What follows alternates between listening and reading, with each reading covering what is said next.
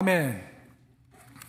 오늘 우리에게 주신 하나님의 말씀은 야고보서 말씀입니다. 1장 22절에서 또 27절 말씀이고요. 설교 제목은 경건의 힘, 자기를 지켜 세속에 물들지 않는 힘이 되겠습니다. 너희는 말씀을 행하는 자가 되고 듣기만 하여 자기를 속이는 자가 되지 말라. 누구든지 말씀을 듣고 행하지 아니하면 그는 거울로 자기의 생긴 얼굴을 보는 사람과 같아서 제 자신을 보고 가서 그 모습이 어떠했는지를 곧 잊어버리거니와, 자유롭게 하는 온전한 율법을 들여다보고 있는 자는 듣고 잊어버리는 자가 아니요 실천하는 자니 이 사람은 그 행하는 일에 복을 받으리라. 26, 27절 합독합니다. 시작. 누구든지 스스로 경건하다 생각하며 자기 혀를 재갈무리지 아니하고 자기 마음을 속이면 이 사람의 경건은 헛것이라. 하나님 아버지 앞에서 정결하고 더러움이 없는 경건은 곧 고아와 가부를 그 환난 중에 돌보고 또 자기를 지켜 세속에 물들지 아니하는 그것이니라. 살아계신 하나님의 말씀입니다. 오늘 저는 여러분과 더불어서 우리 하나님이 원하시는 경건이 무엇인지, 특별히 이제 27절에 보시면은 자기를 지켜 세상에 물들지 아니하는 그것이 경건이다라고 야고보 사도는 이야기하고 있는데, 자기를 지켜라는 그 말에 포커스를 둬가지고 하나님이 원하시는 경건이 무엇인지 함께 살펴보면서 은혜를 나누고자 합니다. 목회하면서 이 장례식 집례보다도 더 힘든 게 결혼식 집례입니다. 장례식은 보통 이제 한 2, 3일 치르죠. 2, 3일 치르면서 설교를 적게는 3번 하고 많게는 5번을 합니다. 이게. 그래도 설교할 때마다 설교를 받는 사람들이 굉장히 진지해요. 진지하고 뭐 지각하는 사람도 없고 전부 포커스를 둬가지고 진지하게 설교를 듣습니다. 설교할 맛이 좀 나요. 무슨 말을 하든지 이제 잘 받아들이니까. 근데 결혼식 집례를 해보면은 그 하객들이 얼굴 표정이 역력합니다. 목사님 빨리 설교 좀 끝내주세요. 예식을 좀 빨리 끝냈으면 좋겠습니다. 좀 어수선해요, 이게 결혼식 집례를 해보면은.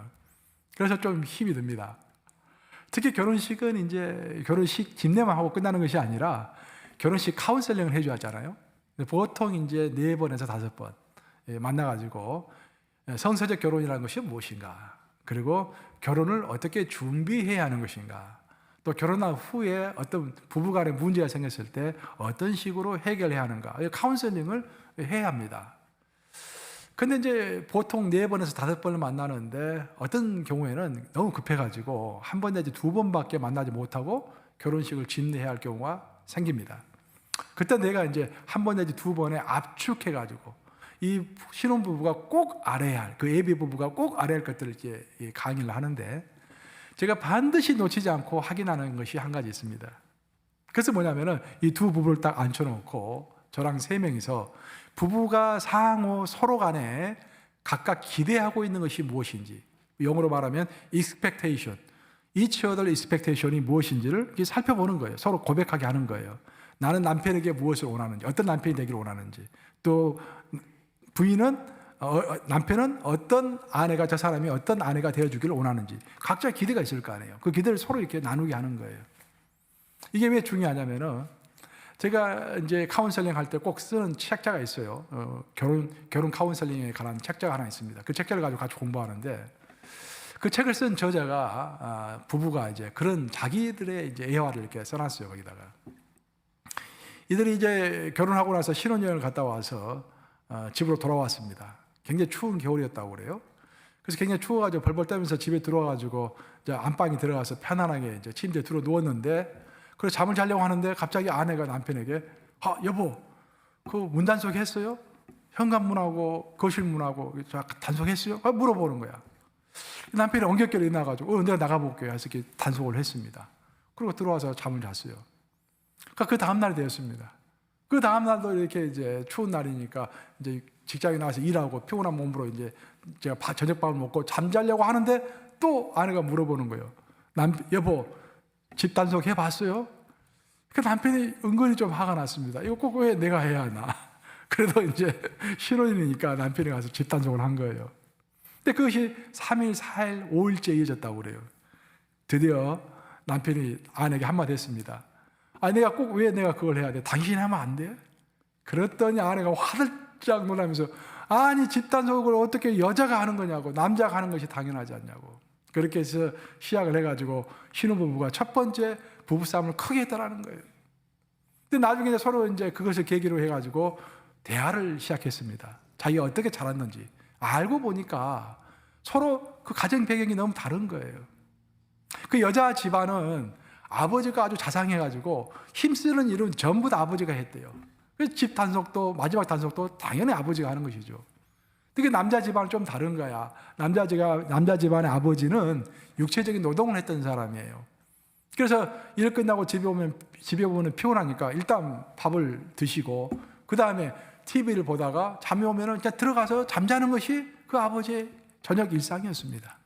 그리고 어머니가 대신에 설거지 다 하고 집단속하고 애들 이렇게 모욕도 시키고 애들 잠도 재워주고 그 다 뒷정리는 어머니의 몫이었던 거예요.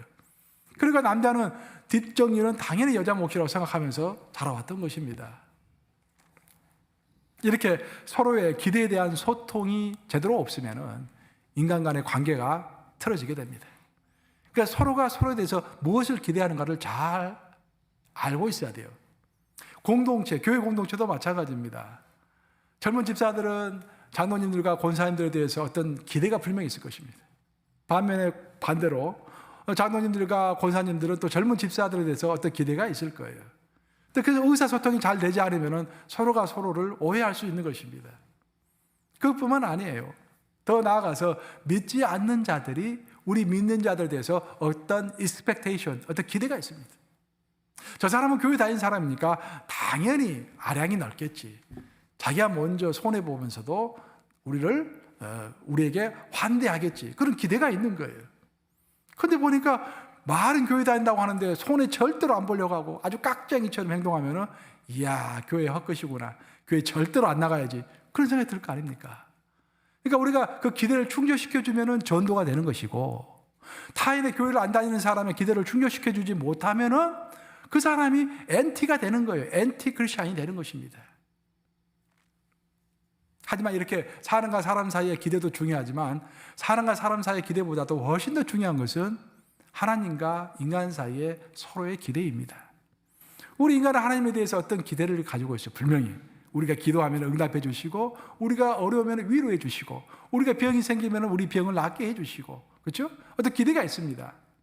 마찬가지로 하나님도 우리에 대해서 기대가 있겠습니까? 없겠습니까? 있으시죠. 하나님이 우리에 대해서 분명한 기대를 갖고 계시는 것입니다.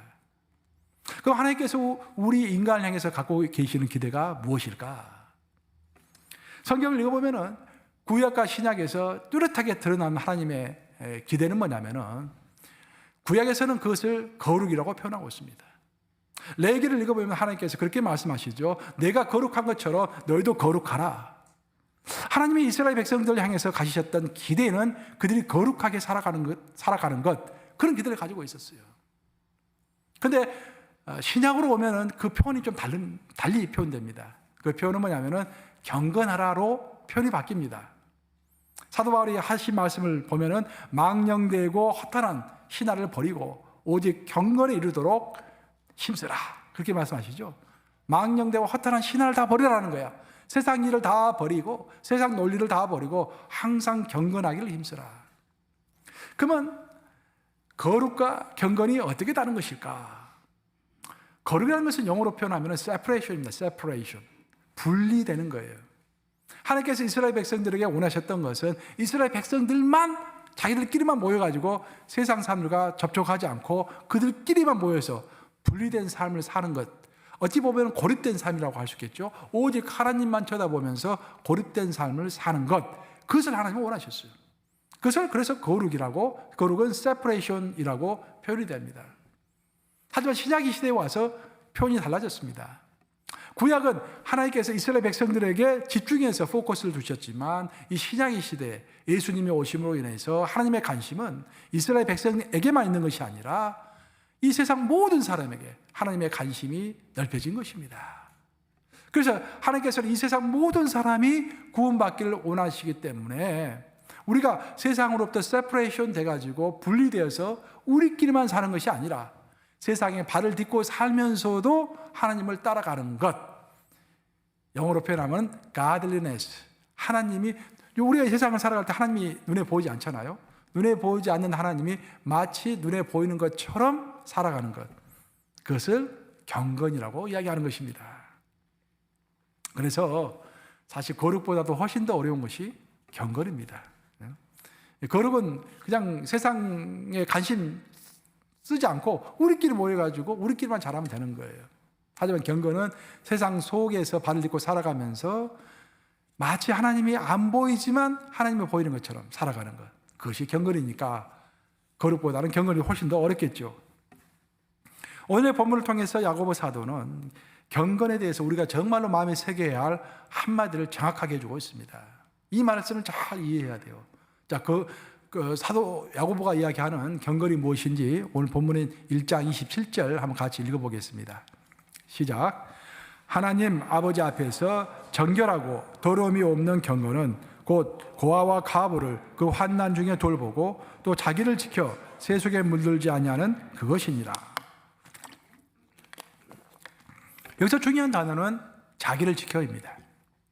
하나님이 원하시는 경건이라는 것은 자기를 지켜서 세속에 물들지 아니하는 그것이 바로 경건이다라고 사도 야고보는 설명하고 있습니다. 그럼 세속에 물들지 않고서 자기를 지킨다라는 것이 무엇인가? 일단 우리는 세속 속에서 살아가야 돼요. 세속을 버릴 수가 없습니다. 하지만 세속 속에 발을 딛고 있지만 세상의 가치관과 세상의 평가와 세상의 유행을 따라가는 것이 아니라 자기를 지켜서 자기가 믿음으로 갖고 있는 하나님의 방식과 하나님의 가치관으로 살아가는 것, 그것이 바로 경건이다라고 사도 야고보는 명확하게 설명해 주고 있는 것입니다. 성경을 읽어보면은 이렇게 살아가는 사람들이 꽤 있어요. 그리고 이렇게 세상 속에 있지만 자기를 지켜가는 사람들, 그런 사람들의 이야기를 쫙 소개해 놓고 있는데 그 중에서도 가장 인상적인 이야기 중에 하나가 요셉의 이야기입니다. 요셉은 알다시피 야곱의 11번째 아들이죠. 야곱의 11번째 아들이고 라헬의 아들입니다. 야곱은 레아보다도 라헬을 훨씬 더 사랑했죠. 두 번째 부인을 많이 사랑했습니다.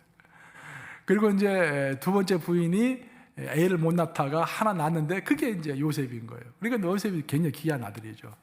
근데 안타깝게도 라헬이 두 번째 아들 베냐민을 낳다가 죽었죠. 그래서 요셉은 이제 어렸을 때부터 어머니 없이, 물론 이제 이붓 어머니는 있었지만 어머니 없이 그냥 자란 아이입니다.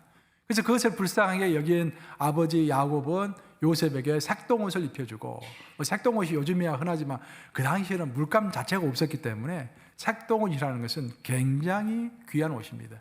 그 귀한 옷을 입히면서 귀하게 이렇게 키웠던 거예요.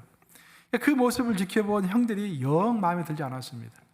자기들은 떼학볕에서 나가서 양치고 농사짓고 하는데, 아니 요셉은 항상 비단 옷을 입고 색동옷을 입고 편안하게 있거든요. 그래서 시기하고 질투했습니다. 그래서 그 시기와 질투가 하늘에 올라가가지고 그들이 모여가지고 요셉을 죽이자라고 결단을 하고 죽이는 대신에, 유다가 이제 그것을 말리죠. 죽이는 대신에 애굽의 노예로 팔게 됩니다. 그래서 요셉은 이게 뭐 생각지도 못하게 노예로 팔려가게 되는 것이에요. 노예로 팔려가는 것도 억울했는데 노예로 살다가 보디바르 집에서 누명을 쓰고 감옥에 갇히게 됩니다. 얼마나 스트레스를 많이 받았겠습니까? 그 감옥에 있으면서 하나님의 섭리로 애국 궁전에서 일을 했던 신하 2명을 감옥에서 만나게 됩니다. 그 신하 2명도 잘못해가지고 감옥에 들어온 거예요. 그 감옥에서 이제 만난 것입니다. 근데 그들이 하루는 꿈을 꿔요. 두 사람이 똑같이 꿈을 꾸는데 꿈의 내용은 약간 달랐습니다. 그래서 요셉이 그 꿈을 해몽해 주죠. 하나님의 지혜로 해몽을 해 줍니다. 그래서 이제 두 신하가 그거 듣고서 이야 대단하다라고 생각하면서 그중 둘 중에 하나가 그렇게 이야기합니다. 내가 너의 꿈의 해몽처럼 살아나면은 내가 너를 감옥에서 건져주겠다. 그렇게 이야기를 해요. 그리고 실제로 그는 감옥에서 풀려납니다. 요셉은 기대를 했어요. 이 사람이 감옥에서 풀려났으니까 나를 이제 가서 궁전에 가서 왕에게 말을 해서 나를 풀어주겠지 하고 기대하면서 기다렸습니다. 근데 놀랍게도 그 신하는 그 감옥에서 벗어난 후로부터 2년 동안, 무려 2년 동안 요셉을 까마득히 잊고 있었던 거예요. 결국 나중에는 기억이 나가지고 요셉을 구해주긴 구해주는데 요셉은 2년 동안 또 꼭 참고서 감옥에 있어야 했던 것입니다. 여러분 생각해 보세요. 입장을 바꿔서 우리가 만약 요셉이라고 생각해 보세요. 아니 생각지도 못하게 노예가 되었다는 것은 자유가 없어졌다는 이야기입니다. 자유가 없어지고 사유재산권이 없어졌다는 그런 이야기예요. 오늘날 모든 자유민주주의의 가장 기본은 자유와 사유재산권입니다. 그 두 가지가 있기 때문에 헌법이 이루어지는 것이고 그 두 가지가 있기 때문에 자유민주주의가 성립이 되는 것입니다. 이 두 가지를 다 빼앗겨 버린 거예요. 자유도 없고 사유재산도 없고. 그것도 정말 힘든데 거기다가 누명을 써가지고 감옥에 들어갔습니다. 여러분 누명 쓰는 것처럼 억울한 일이 어디 있습니까? 자기 잘못도 안 했는데 감옥에 들어가면 얼마나 화병 걸리죠 우리가. 거기다가 마지막 기대 하나가 딱 생겼는데 그 기대했던 것이 이루어지지 않았을 때 정말로 힘이 들었을 것입니다. 그런데 요셉은 그 모든 것을 겪으면서도 내면이 파괴가 되지 않았습니다. 그는 믿음의 힘으로 그 모든 것을 인내하고 견디고 끝까지 기다렸던 것입니다. 바로 그것이 오늘 본문에서 이야기하고 있는 마음을 지켜, 자기를 지켜 세속에 물들지 아니하는 그것이라고 했을 때 자기를 지키는 것, 바로 그것인 것입니다. 요셉의 특징은 우리가 똑같은 사람임에도 불구하고 극단의 환경에서 내면이 파괴되지 않았을 뿐만 아니라 자신을 지켜서 오히려 그 어려운 과정 가운데서 그의 믿음이 더욱더 견고해졌다는 것입니다. 그 모든 극복의 힘은 바로 요셉 마음의 한가운데 있는 절대적으로 하나님을 신뢰하는 것, 그 신뢰가 요셉을 승리로 이끌었던 것입니다. 사실 하나님은 요셉이 아주 어렸을 때 꿈으로 요셉의 미래에 대해서 암시해 주셨습니다. 그래서 요셉은 아주 어렸을 때부터 자기가 장차 잘하면 어떤 인물이 될 거라는 것을 암시를 받고 있었어요. 알고 있었습니다. 그리고 그 꿈을 꼭 마음에 새기고 있었던 거예요. 그런데 자기 눈앞에서 펼쳐지는 자기 인생을 보면 도저히 그런 꿈은 이루어질 것 같지가 않아. 지금 예를 들어서 돈이 한 푼도 없는데 라면 끓여 먹을 돈도 없는데 하나님이 너는 앞으로 100만 장자가 될 것이다 라고 약속해 주셨다면 그 약속을 믿을 수 있겠습니까 여러분? 굉장히 어렵죠 그런 약속을 믿기가. 지금 내가 팔다리가 이렇게 온전하지 못한데 내가 나중에 마라톤 선수가 되어서 올림픽에서 금메달을 딸 것이다 라고 하나님이 약속해 주셨다고 한다면 그 약속이 믿어질까요? 근데 요셉은 정말로 믿어지지 않는 상황 가운데서도 끝까지 하나님을 신뢰하며 그 약속을 믿었던 것입니다. 그것이 바로 오늘 본문이 말하고 있는 자기를 지켜 세속에 물들지 아니하는 경건이라고 했을 때 자기를 지킨다라는 의미인 것입니다. 요셉의 이야기를 통해서 우리가 알 수 있는 것은 경건이라는 것은 신념보다도 더 위대한 믿음의 바탕을 두어야 한다는 것입니다. 신념과 믿음은 다른 것입니다, 여러분. 신념과 믿음을 잘 구별하지 못할 때 우리가 신념으로 신앙생활을 할 때요 그 사람이 이 교회를 힘들게 할 수가 있고 그 사람이 타인을 힘들게 할 수 있고 그 사람이 예수님을 다시 한번 십자가에 못 박을 수가 있습니다. 신념이라는 것은 인간 스스로 세우는 다짐입니다. 내 스스로가 다짐하고 세우는 것이 신념입니다. 믿음은 하나님의 선물입니다. 하나님 우리에게 주시는 것이에요. 하나님이 주체가 되어서 우리에게 주시는 것이기 때문에 우리가 이해되지 않더라도 끝까지 붙들고 갈 수 있는 것이 믿음입니다. 반면에 신념은 내가 어떤 상황 가운데서 세우는 나의 스스로의 결단이기 때문에 내가 예상한 대로 되지 않고 내가 기대한 대로 되지 않으면 금방 화를 내고 아까 부부싸움 했다고 이야기했죠. 내가 처음에 그 부부처럼 서로의 내 기대가 충족되지 않을 때 언제든지 손 놓고 털어버릴 수 있는 그것이 바로 신념인 것입니다. 요셉이 신념으로 일을 했다고 한다면 신념으로 인생을 살았다고 한다면 진작 손 털고 하나님을 떠났을 것입니다. 하지만 믿음으로 살았기 때문에 하나님의 약속을 끝까지 붙잡을 수 있었죠. 성경에 나오는 많은 이야기 중에서 정말 어처구니 없는 이야기 중에 하나가 바로 베드로 이야기입니다. 베드로는 가이사랴 빌립보라는 지역에 가서 그 만신전, 10,000명의 신을 섬기는 어마어마한 큰 신전 앞에서 그 초라한 예수님, 그 당시만 하더라도 예수님이 사역을 시작한 지 얼마 안 됐던 때이기 때문에 보통 예수를 가르쳐서 시골 랍비라고 했습니다. 사람들이. 아주 초라해요. 행색도. 근데 어마어마한 큰 건물, 큰 신전, 만신전, 그죠? 팬티온, 그러니까 만 명의 신을 섬긴 큰 신전 앞에서 베드로가 뭐라고 고백했습니까? 주는 그리스도시요 살아계신 하나님의 아들이시나이다. 그런 고백은 우리가 뭐 지금이야 당연히 할 수 있는 고백이지만 그 당시에는 정말 어려운 고백이었습니다. 그 시골 랍비처럼 아무것도 없이 보이는 거렁뱅이처럼 보이는 예수를 향해서 주는 그리스도시요. 그리스도시라는 말이 뭡니까? 메시아라는 이야기죠. 세이비어, 구세주라는 이야기예요. 메시아는 이스라엘 백성들이 2000년 동안 기다려왔던 민족의 구세자입니다. 바로 그 사람이 당신이요 라고 고백하는 거예요. 베드로가 주는 그리스도시요 살아계신 하나님의 아들이시나이다. 하나님의 아들이다라는 것은 당신도 하나님처럼 신이다 그런 말이에요. 그 말 듣고 예수님이 놀라셨죠.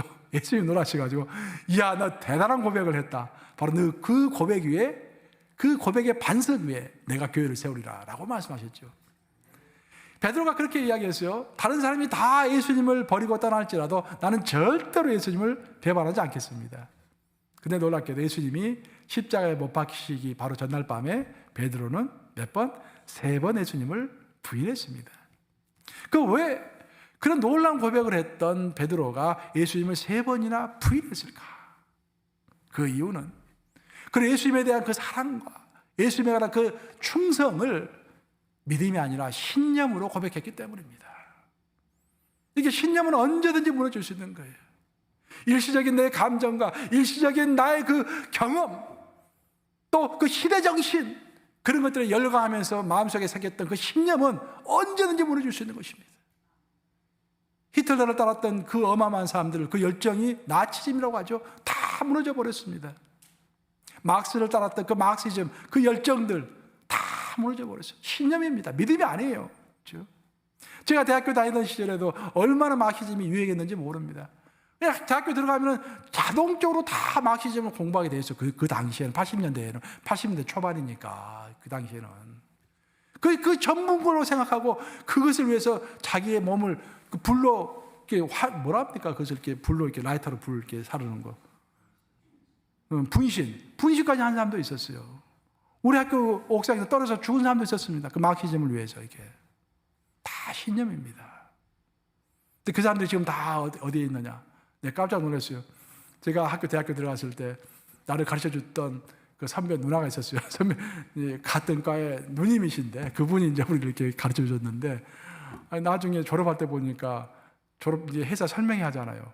근데 한국 IBM에 들어갔더라고요. 보니까 난 깜짝 놀랐어요. 그런 사람은 동일투사가 되어가지고 이게 정치할 줄 알았는데 한국 IBM에 들어간 거예요. 그 다음부터는 마르크시즘이고 뭐고 없는 거예요. 이게 다 변하는 것입니다. 신념은 변하는 거예요. 오직 믿음이 변하지 않는 것입니다.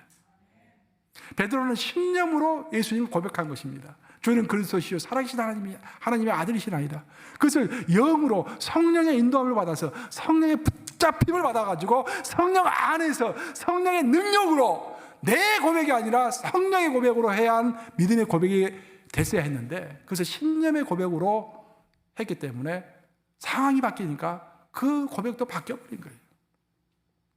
그런 베드로를 예수님이 붙잡아서 부활하신 다음에 베드로를 다시 만나죠. 다시 만나가지고 베드로에게 다시 예수님이 누구신지를 가르쳐 주십니다.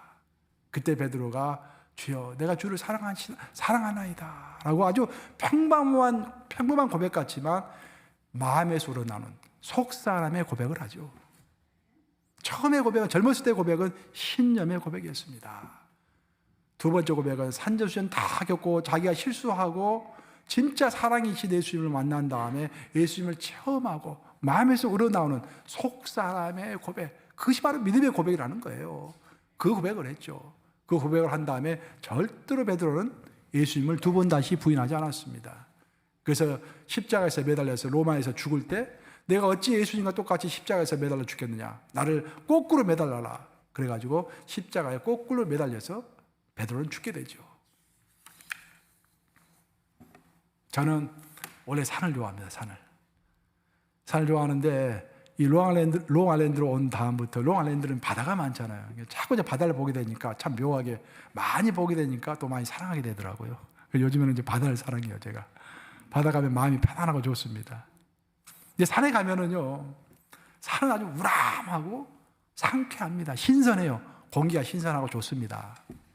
그리고 산은 이 땅의 공간을 딱 뚫고서 우뚝 이렇게 하늘로 치솟아서 솟아 올라 있습니다. 굉장히 좋죠.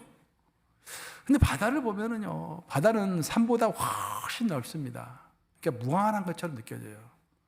저는 바다를 볼 때 더 이제 신비로운 것은 뭐냐면은, 자, 수평선 있잖아요. 수평선을 보면은 뭔가 저 너머에 신비로운 어떤 초월의 세계가 있을 것 같은 그런 영감이 자꾸 떠오르는 거예요. 이게.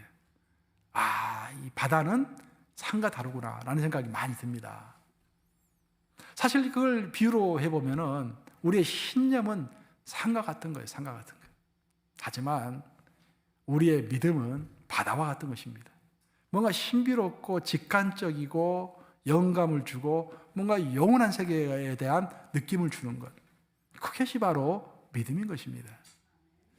사실 오늘 설교하는 이제 직접적인 관계는 없지만 제가 최근에 그런 생각도 해봐요. 지식도 진짜 큰 지식이 있고 작은 지식이 있는 것 같아요. 그래서 구체적으로 공부라고 해보면은 공부도 큰 공부가 있고 작은 공부가 있는 것 같아요. 뭐 저는 이제 좀 책 읽기를 좋아하고 그래서 지금도 꾸준하게 공부를 합니다. 성경도 공부하고 책도 공부하고 뭐 공부한다 해가지고 뭐 돈이 나오는 것도 아니고 뭐 이게 유익한 것도 아니지만 제 취미 생활이에요. 쉽게 이야기하면 저는 이제 책을 읽을 때 가장 좋고 그러니까 성경을 읽을 때 가장 행복하고 그러니까 많이 읽어요. 근데 읽다 보니까 이제 이게 뭐라고 그럴까 이제 세월이 흐르면서 뭔가 깨달아지는 것이 있는 거예요. 젊었을 때는 사회과학을 좋아하고 또 자연과학을 위대하게 생각하고 어떤 과학이라는 글자가 붙으면 좋아했습니다. 근데 보니까 인생을 쭉 살다 보니까 이 과학은요 몸의 학문입니다. 결국 몸의 학문. 그러니까 눈에 보이는 물질을 향상시키는 학문이 자연과학이고 사회과학인 거예요. 우리 자식들이 다 그런 공부를 하고 있는 것입니다. 왜? 돈을 많이 주니까.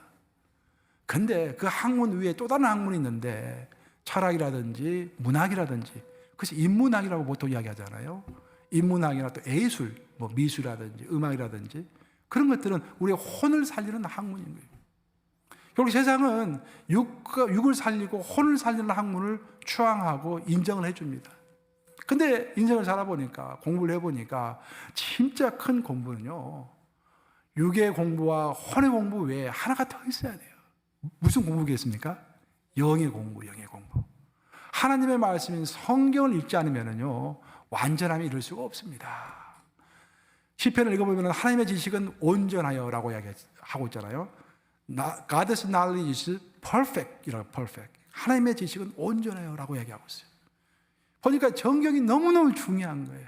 우리가 아무리 몸의 공부를 많이 하고 육의 공부를 많이 하고 아무리 혼의 공부를 많이 했다고 할지라도 성경이 그 위에 덧입혀지지 않으면 성경이 기초가 되지 않으면 신의 말씀, 신의 영감이 없으면요 이게 큰 공부가 아닌 거예요. 신념도 그런 것입니다. 신념도 얼마나 좋은 것입니까? 내가 스스로 결단하고 내가 열심히 신앙생활을 해야겠다는 거예요. 그게 좋은 거예요. 나쁜 게 아닙니다. 다 우리 신념이 있어야 되죠. 근데 그 신념에가 한 가지가 빠지면 안 된다라는 거예요. 그 한 가지는 하나님의 인도하심, 성령의 충만하심, 성령의 힘을 주심 그런 것들이 있어야만이 내 신념이 완전한 믿음의 지경에 이르게 된다라는 것입니다. 요약하면은 경건이라는 것은 자신이 스스로 정한 기준, 본인 스스로의 열심에 근거한 신념으로 하는 것이 아니라 이해되지 않는 일이 벌어진다고 할지라도 결코 하나님을 의심하지 않는 그 요셉과 같은 흔들림 없는 그 믿음으로만 경건이 되는 줄로 믿습니다. 믿음으로 우리가 경건을 생활을 해나가려고 할 때, 믿음으로 경건 생활을 해나가려고 할 때 마지막으로 꼭 여러분들에게 드리고 싶은 이야기는 한 가지 정말 우리가 조심해야 할 것이 있는데 우리가 경건의 생활을 유지해 가려면 우리의 생각을 지키는 것이 너무도 중요합니다. 우리가 자식을 키울 때 보세요. 자식을 키울 때 보면은 자식이 자꾸 말도 안 듣고 공부도 안 하고 삔질거리고 그러면은 밉죠. 자식이라도 밉습니다. 키울 때. 근데 입장을 바꿔서 좀 생각을 해보면은, 아니 내가 이 자식에게 해준 것도 별로 없고 사실 시간도 많이 못 내줬고 뭐 뒷받침도 별로 못 해줬는데 라고 생각하면은 이 자식이 믿게 보이는 것이 아니라 내가 그 자식한테 미안한 거야. 미안하고 그 자식이 불쌍하게 보이는 것입니다. 이 생각이 모든 것을 그렇게 해석을 바꾸는 거예요. 우리 생각이 부정적으로 흐르면 모든 것이 부정적으로 이해가 되고, 내 생각이 긍정적으로 흐르고 그 자비와 긍휼이 넘쳐나면은 모든 것이 평안롭게 보이는 것입니다. 만약 우리의 생각이 하나님의 절대적인 주권에 대한 그 믿음으로 가득 차 있지 않으면요, 우리의 생각은 언제든지 흔들릴 수가 있습니다. 우리의 경건도 언제든지 흔들릴 수가 있어요. 요셉처럼 하나님은 반드시 이루신다. 그러니까 모든 것이 합력하여 반드시 선을 이루신다라는 그런 철두철미한 확신으로 내 생각이 가득 차 있을 때는요, 아무리 어려운 일이 벌어진다고 할지라도 내 경건이 흔들리지 않습니다. 근데 내 생각이 그런 확신으로 차 있지 않으면은 어려운 일이 조금만 벌어져도 내 경건은 흔들리게 되어 있는 거예요. 그래서 경건의 생활을 일상의 삶 가운데서 꾸준하게 실천하려고 하는 사람은 항상 자기의 생각을 점검해야 합니다. 내 생각은 부정적으로 흐르고 있는가, 긍정적으로 흐르고 있는가? 내 생각은 하나님의 방식대로 사고하고 있는가, 세상이 원하는 대로 사고하고 있는가라는 것을 살펴봐야 하는 것입니다.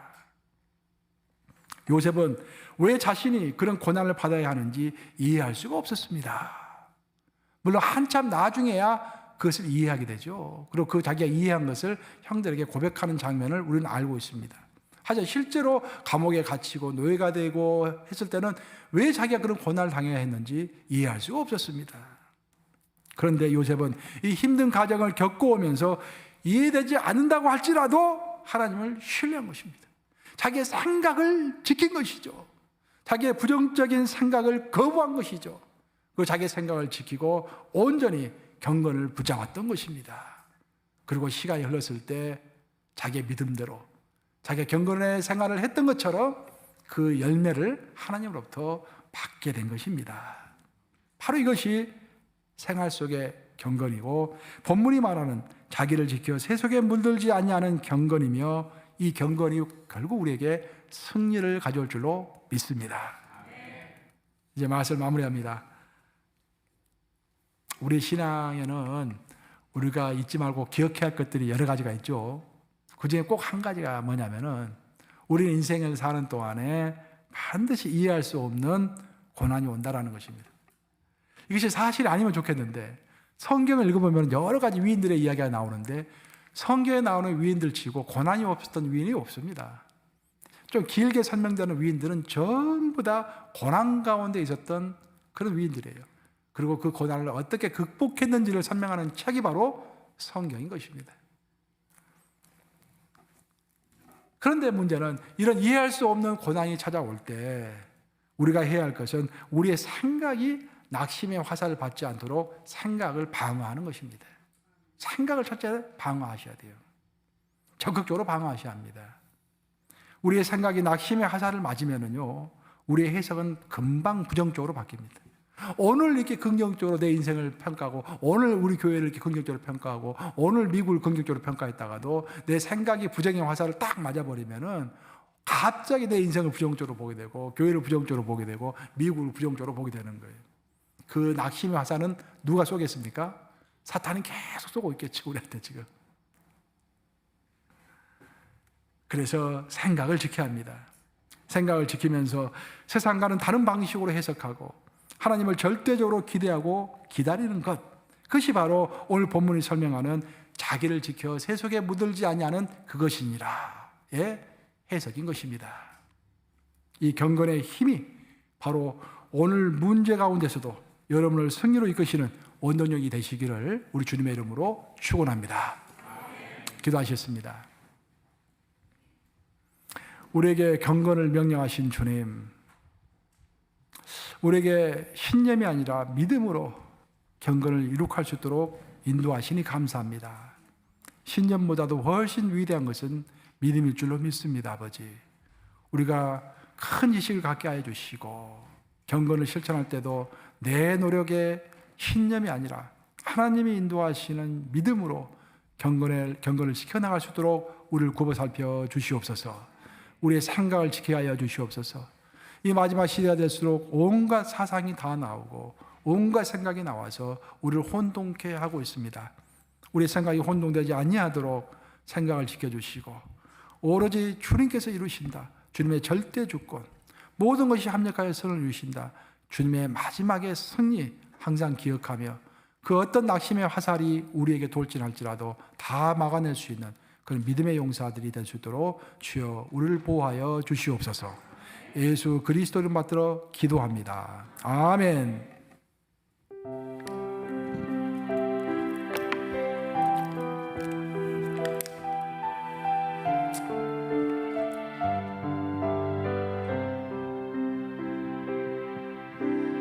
아침 안개 눈앞 가리듯 나의 약한 믿음을 심사일 때 부드럽게 다가온 주의 말씀 아무것도 염려하지 마라 빗줄기에 바위 패이듯 나의 작은 소망 사라져갈 때 고요하게 들리는 주의 음성 내가 너를 사랑하노라 외로움과 방황 속에서 주님 앞에 나아갈 때에 위로하시는 주님 나를 도우사 상한 나의 마음 감싸주시네 십자가의 보혈로서 주의 크신 사랑 알게 하셨네 주님께 감사하리라 언제나 주님께 감사해 외로움과 방황 속에서 외로움과 방황 속에서 주님 앞에 나아갈 때 주님 앞에 나아갈 때 위로하시는 주님 나를 도우사 상한 나의 마음 감싸주시네 십자가의 보혈로서 주의 크신 사랑 알게 하셨네 주님께 감사하리라 언제나 주님께 감사해 아멘. 자, 이 시간은 우리 치유하는 시간입니다. 여러분들 지난 일주일 동안 생활하시면서 육신의 질병을 얻으셨다면은 그 부에 믿음으로 손을 드시기 바랍니다. 여러분의 마음이 깨져서 내적 치유가 필요하신 분은 오른쪽 가슴에 손을 얹으시고 여러분의 죄로 인하여서 영혼이 어두워진 상태에 있고 또 악한 영이 틈을 타고 있다면은 왼쪽 가슴 위에 손을 씁니다. 주님 감사합니다. 우리가 무엇이간데 독생자 예수를 이 땅에 보내셨어. 고통과 조롱 가운데서 저희 죄값을 다 치르게 해주시고 그 보혈로 우리의 죄를 눈같이 해 주셔서 정말 우리가 영생을 지금부터 누리게 해주셨나이까. 뿐만 아니라 예수 채찍 맞음으로 내 질병이 다 나음을 입었다라고 선포하심으로 예수의 권세로 우리의 질병과 아픔을 다 치유해 주셨나이까. 주님 이 시간 예수 이름의 권세를 부르셨습니다. 우리의 질병을 떠나게 해주시고 마음에 깨어진 것들이 아무러지게 해주시고 악한 영들이 떠나는 놀라운 역사 있게 하여 주시옵소서. 나사렛 예수 그리스도 이름의 명하노니 그 선원전부에 있는 질병 떠나갈지어다. 나사렛 예수 그리스도 이름으로 명하노니 질병은 떠나갈 것이며 고통과 패인 물러설지어다. 나사렛 예수 그리스도 이름으로 명하노니 마음에 깨어진 것들은 아무려질 것이며 죄는 죄의 고백으로 다시 영원히 밝아질 것이며 악한 영들은 떠나서 다시는 돌아오지 말지어다.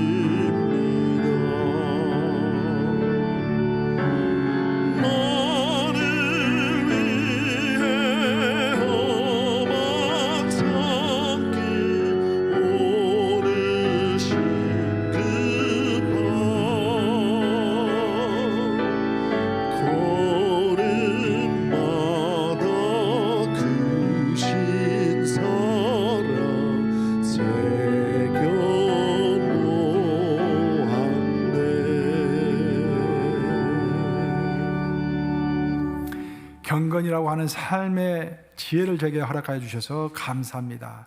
지난 일주일 동안도 주의 은혜 안에서 강건하게 살아갈 수 있도록 도와주셨으니 또한 감사합니다. 주님께서 우리에게 주신 것들 마음을 담아서 다시 주 앞으로 가지고 나왔습니다. 이에 무리에 주의 보혈 덮어주시사 귀한 힘을 되게 하여 주시옵소서. 우리 성도들 축복하여 주시도록 간절히 기도합니다. 아버지, 말세가 될수록 마음을 지킬 수 있도록 인도하 주시고 자기를 지켜 세속에 물들지 않도록 인도하 주시사 하나님 보시기에 합당한 경건의 삶을 살 수 있도록 축복하여 주시옵소서. 우리의 사업의 터전과 직장도 주님 손에 온전히 맡겨드립니다. 하나님의 명령대로 착하고 선한 일들을 하기에 부족함이 없을 만큼, 일용할 양식을 얻기에 부족함이 없을 만큼, 하나님께 영광을 돌리기에 부족함이 없을 만큼 주여 베풀어 주시옵소서. 예수 그리스도를 받들어 기도합니다. 아멘.